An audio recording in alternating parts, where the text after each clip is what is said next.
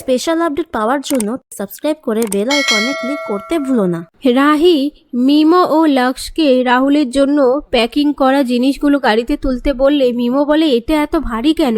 রাহি বলে এতে রাহুলের জন্য বিদেশ থেকে হেলথ ড্রিঙ্ক আনা করিয়েছি।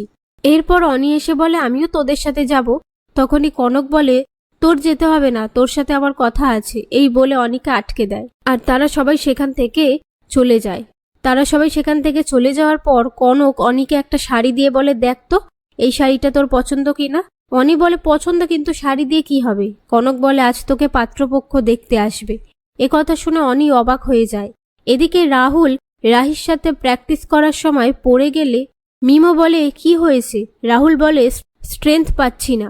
তখন রাহি এসে রাহুলকে বলে আসলে তুমি আমাকে ভালোবাসো, তার জন্য তুমি নিজের পরিবার ক্যারিয়ারের কথা ভাবছো না, এই সমস্ত কিছু তোমার বাহানা, স্বীকার করো তুমি আমায় ভালোবাসো।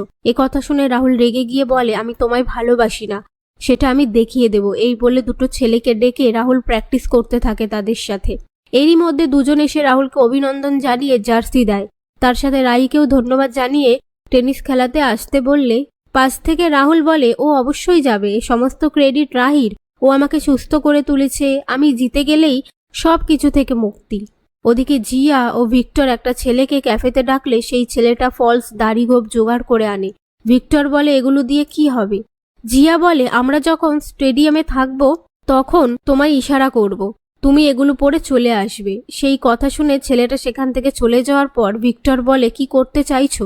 জিয়া বলে রাহি যে হেলথ ড্রিঙ্কগুলো অর্ডার করিয়েছে, এই বলে সমস্ত প্ল্যানটা বলতে থাকে।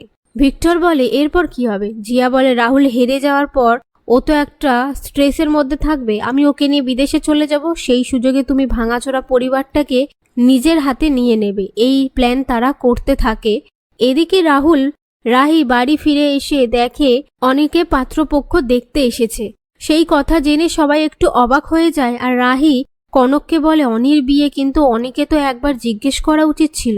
তখন কনক বলে অনি তো আমার মেয়ে, তাই ওর ভালো মন্দ তোমার থেকে বেশি আমি বুঝবো, তোমাকে বেশি কথা বলতে হবে না, কোনো রকম সিন ক্রিয়েট করার চেষ্টা করো না।